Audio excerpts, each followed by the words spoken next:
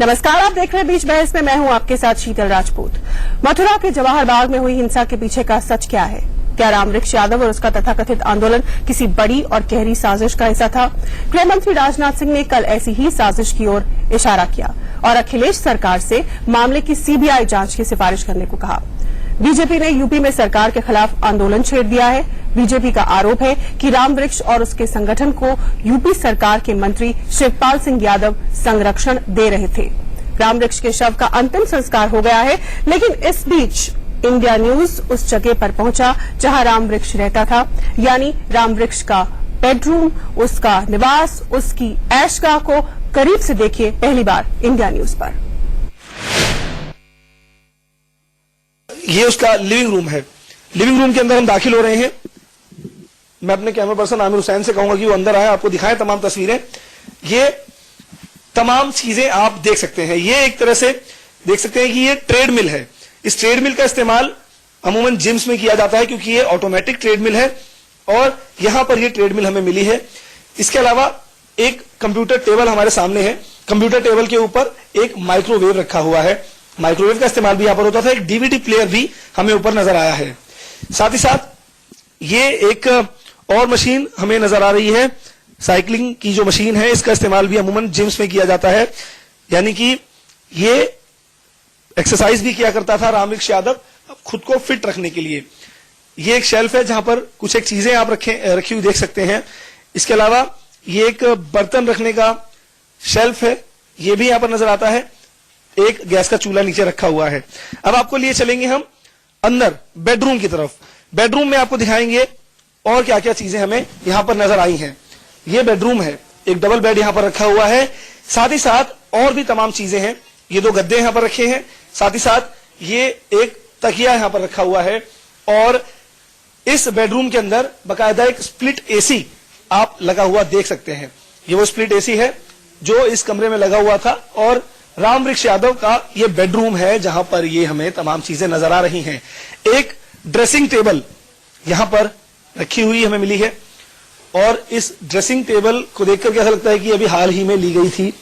कुछ चूड़ियां भी अंदर टंगी हुई हैं ड्रेसिंग टेबल के और घर में इस्तेमाल किया जाने वाला तमाम सामान हमें यहां पर नजर आ रहा है। ये उस शख्स का ठिकाना था जो सुभाष चंद्र बोस की बात करता था, आंदोलन की बात करता था। और अब आपको दिखाते हैं कि स्विमिंग पूल भी था उसके ठिकाने पर। देखिए, अब हम आपको दिखाएंगे उस जगह को जहां पर रामवृक्ष यादव ने स्विमिंग पूल बनाया हुआ था। ये देखने में आपको लगेगा कि कुछ साधारण सी जगह है, लेकिन जब थोड़ा दूर से इसको देखेंगे तो एहसास होगा कि यहां पर पानी जमा किया जाता था और इसको स्विमिंग पूल की तरह इस्तेमाल किया जाता था। भले ही ये वैसा स्विमिंग पूल नहीं है जैसे कि हम 5 स्टार होटल्स में देखते हैं, लेकिन स्विमिंग पूल की तरह ही इसको इस्तेमाल किया जाता था। बाकायदा इसमें पानी स्टोर किया जाता था और पानी बह ना जाए इसके लिए इस तरह के प्लास्टिक के तिरपाल लगाए हुए। मेरे दाहिने हाथ की तरफ वो पानी की पाइपलाइन है जिसके जरिए पानी इसके अंदर स्टोर किया जाता था और इस स्विमिंग पूल का जो है इस्तेमाल करता था रामवृक्ष यादव।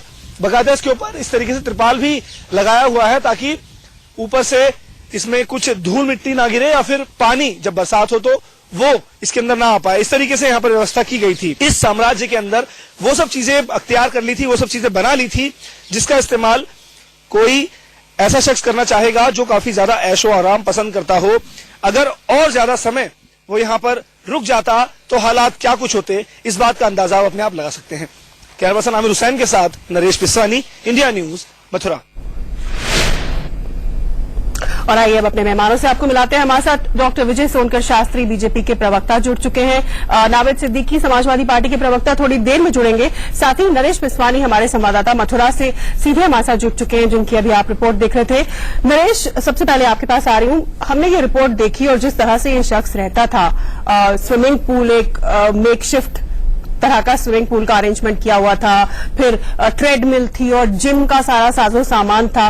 एक तरफ ऐश का पूरा सामान और दूसरी तरफ आंदोलन की बात, सुभाष चंद्र बोस की बात, असलहा जमा करना।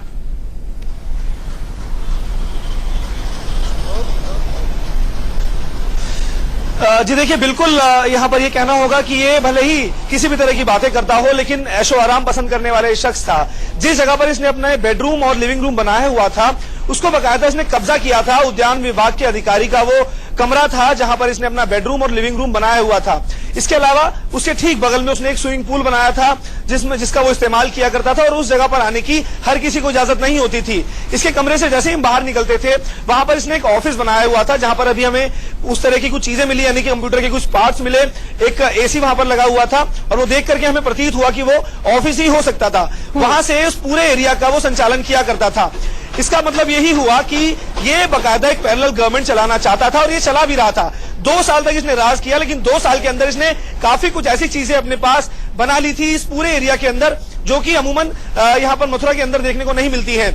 और अगर हम जवाहर बाग इलाके की बात करें, तो जवाहर बाग में जिस जगह पर इसने ये जगह कब्जा किया हुआ था, आसपास के पूरे एरिया में वीवीआईपी अरेंजमेंट्स हमेशा, वीवीआईपी मूवमेंट्स हमेशा रहा करती हैं। साथ ही साथ उस पूरे एरिया को एक तरह से कैंट एरिया भी कहा जाता है। इसके अलावा एसएसपी कार्यालय, एसपी कार्यालय और डीएम कार्यालय, तहसील, कोर्ट सब वहां पर हैं। लेकिन इसके बीच में ही इसने इतना बड़ा अपना साम्राज्य बनाया हुआ था। सरकार को, प्रशासन को लगातार ये चैलेंज किया करता था कि आइए आप मुझे रोक के दिखाइए।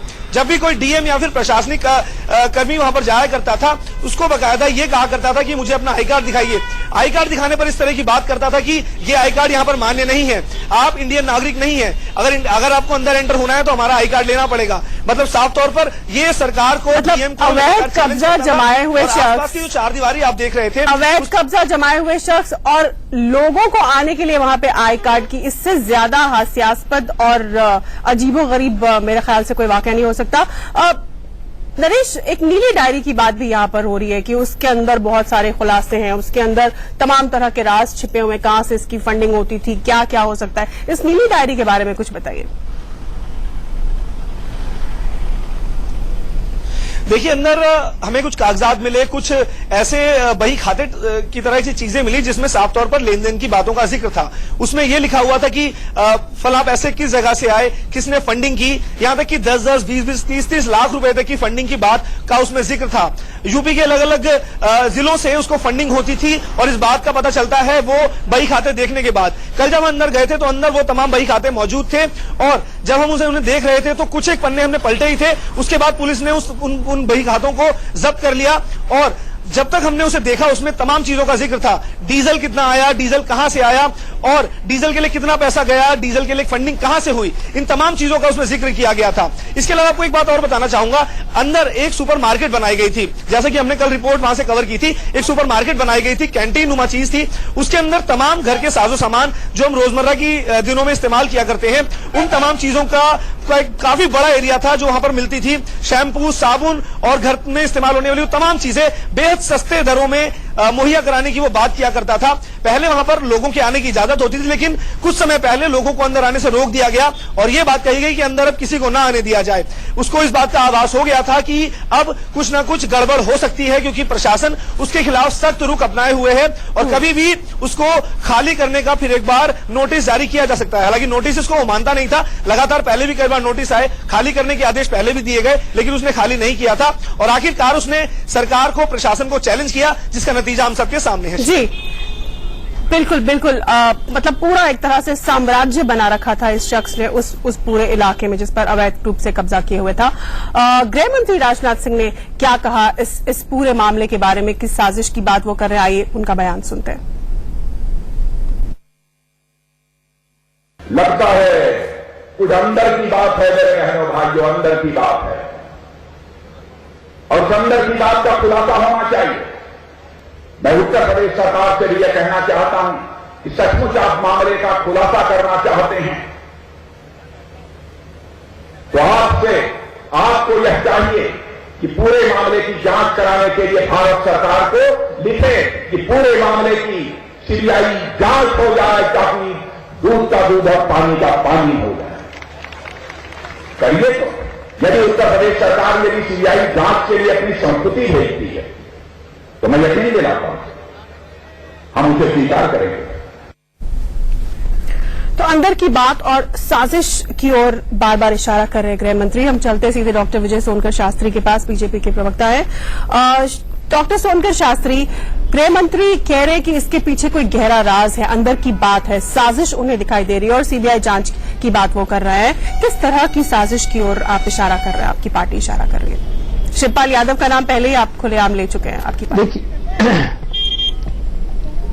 देखिए शीतल जी, जिस तरह से ये सब घटनाएं हुई हैं और खास तौर से जिस प्रकार उन लोगों का एस्टेब्लिशमेंट आप दिखला रहे हैं, ये ऐसा नहीं कि 1, 2 दिन 4 दिनों में हो सकता है और ऐसा भी नहीं कि ये प्रशासन के नॉलेज में नहीं था, सब कुछ था। इसका मतलब कि अगर इसके बावजूद वो इतना बड़ा एस्टेब्लिशमेंट वहां स्थापित कर चुका था तो उसको निसंदेह जो वहां की सरकार है उसके नुमाइंदों का एक बड़ा प्रश्रय रहा होगा और वो प्रश्रय अब सारी बातें खुल करके आ रही हैं। हम लोगों ने तो यहां तक सुना है कि ये जो पार्टी के अपने आप लीडर्स हैं वो आपस में ही उन लोगों का तालमेल नहीं बन पाया और जिसकी वजह से ये सारी चीजें खुलासा ये सब हुए हैं। बहरहाल जो कुछ भी हो, हमारे गृह मंत्री ने जो बात कही कि कुछ अंदर की भी बातें हैं, तो अंदर की बातें तो जब तक जांच नहीं होती और वो भी ऑथेंटिक और गहरी जांच नहीं होती तब तक कैसे वो सामने आए। ठीक है, हमारे साथ नावेद सिद्दीकी जुड़ चुके हैं। अगर थोड़ी सी भी अगर उनके पास सत्ता के लिए और प्रदेश के लिए या न्याय की बात वो सोचते हो या थोड़ा सा भी वो इंसाफ समझते हो तो इसको सीबीआई के लिए रिकमेंड करनी चाहिए, इसकी जांच होनी चाहिए और जो स्टेट की एजेंसियां हैं उनसे जांच कराने का कोई मतलब नहीं है क्योंकि इसलिए मतलब नहीं है। के लिए मैं यहाँ रुक रही हूँ। डॉक्टर सोनकर शास्त्री, नावेद सिद्दीकी भी हमारे साथ जुड़े हैं और उनसे जानने की कोशिश करेंगे कि अब 4 दिन बाद आज एक्शन तो हुआ, डीएम एसएसपी तो हटाए गए, लेकिन सीबीआई जांच की जो मांग हो रही है, अंदर राजनीतिक तौर पर एक बड़ी साजिश की बात हो रही है, उसको लेकर उनकी पार्टी सरकार क्या कर रही है? एक छोटे से ब्रेक। इसी मामले से जुड़ी हुई, मथुरा कांड से जुड़ी हुई जो आ रही है वो ये है कि यूपी पुलिस ने गृह मंत्रालय को रिपोर्ट सौंपी है मथुरा हिंसा पर और उनका कहना है कि हम हालात को समझने में नाकाम रहे। सूत्रों के हवाले से हमें खबर हासिल हो रही है। उनका ये कहना है कि बिना तैयारी और बिना किसी प्रिपरेशन के उन्हें कार्रवाई के लिए मजबूर किया गया। हालांकि राजनीतिक साजिश से पुलिस इनकार कर रही है। अब क्यों कर रही है, कैसे कर रही है, इस पर भी बड़े सवाल बनते हैं।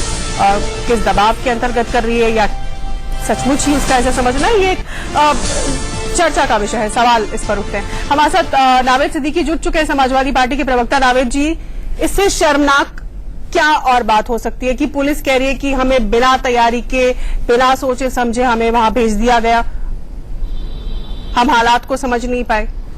ये ऐसा सूत्र बता रहे हैं कि रिपोर्ट दी उन्होंने गृह मंत्रालय को। देखिए ये रिपोर्ट क्या है, भाई कौन सी रिपोर्ट है, ये अभी आपके हवाले से ही पता लग रहा है क्या है। एक बार इसको देखने दीजिए कि क्या पुलिस ने ऐसा कहा है। ऐसा हमें यकीन नहीं है कि बिना किसी तैयारी के, क्योंकि पुलिस तो हमेशा तैयार रहती है, ऐसा कि नहीं है और ये नहीं कहा जा सकता कि बिना तैयारी।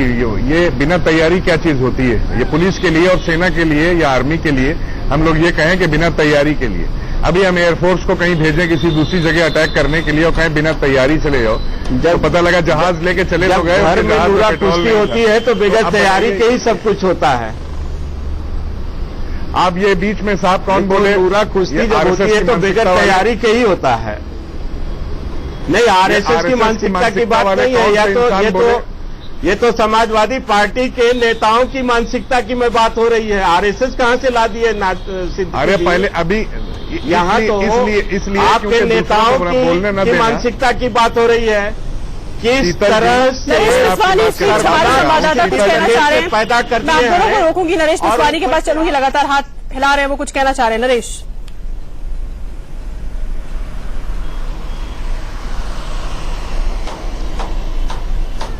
हाँ नरेश बोलिए।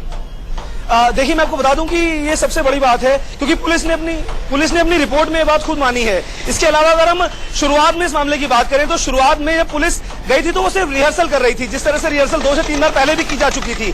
और जब ये पूरा वाकया सामने आया उस समय भी पुलिस रिहर्सल के तहत ही आगे बढ़ रही थी। लेकिन जब पुलिस को इस बात का अंदाजा नहीं था कि उनके पास अत्याधुनिक हथियार हैं। AK-47 लिए लोग पेड़ों पर चढ़े हुए हैं और उनके पास तमाम तरीके का असलाहा है। चलिए, आप भी इस बात की पुलिस के पुष्टि पास कर रहे हैं कि जो हालात उस वक्त थे उसके मद्देनजर लगता है कि सूत्रों के हवाले से जो खबर आ रही है कि पुलिस का ऐसा कह रहा है कि वो नाकाम रही क्योंकि वो हालात को समझ नहीं पाई और बिना तैयारी के उसे एक्शन के लिए कहा गया, कार्रवाई के लिए। वाकई शर्मनाक है। आप सभी का हमारे साथ जुड़ने के लिए बहुत धन्यवाद। फिलहाल बीच बहस में इतना ही, लेकिन